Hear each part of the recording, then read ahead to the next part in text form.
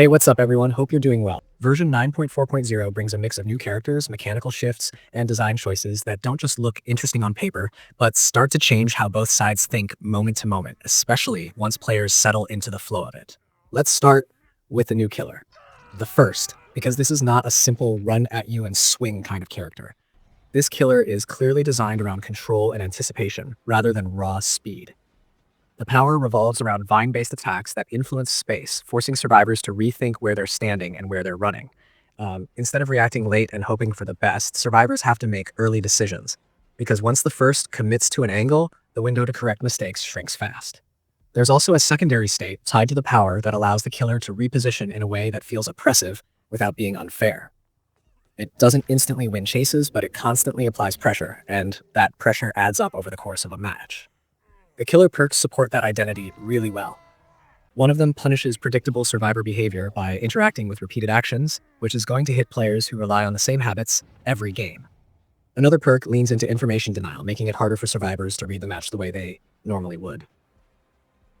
There's also a perk that rewards long-term pressure instead of immediate downs. And that's important because it encourages killers to think about the state of the entire trial rather than just the next chase. These perks don't scream overpowered, but they feel dangerous in the hands of someone who understands pacing.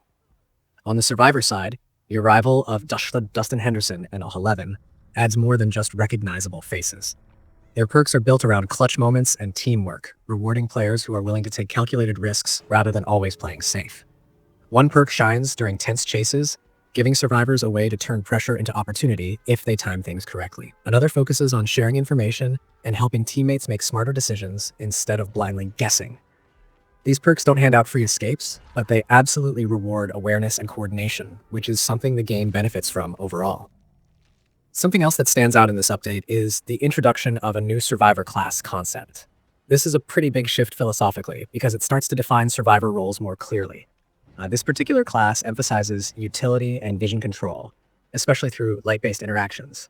Flash tools feel more intentional here, not just something you spam whenever you can. Timing matters more, positioning matters more, and using these tools at the wrong moment can actually cost your team momentum. If this direction continues, it could lead to survivors feeling more specialized, which would add depth without necessarily raising the skill floor too high. Beyond characters and perks, there are a lot of smaller balance and quality of life adjustments that smooth out rough edges. Certain interactions feel more consistent, some timing windows are clearer, and there's a noticeable effort to reduce moments where outcomes feel random rather than earned. These aren't flashy changes, but they're the kind that make the game feel better over long sessions, especially for players who put in a lot of hours. There are still some issues floating around, like missing audio elements on newer characters and a few interactions that don't always behave perfectly, but nothing feels fundamentally broken. These are the kinds of things that get ironed out over time, and they don't overshadow the core ideas behind the update. What really makes this update interesting is the direction it suggests. Killer design is leaning toward control and foresight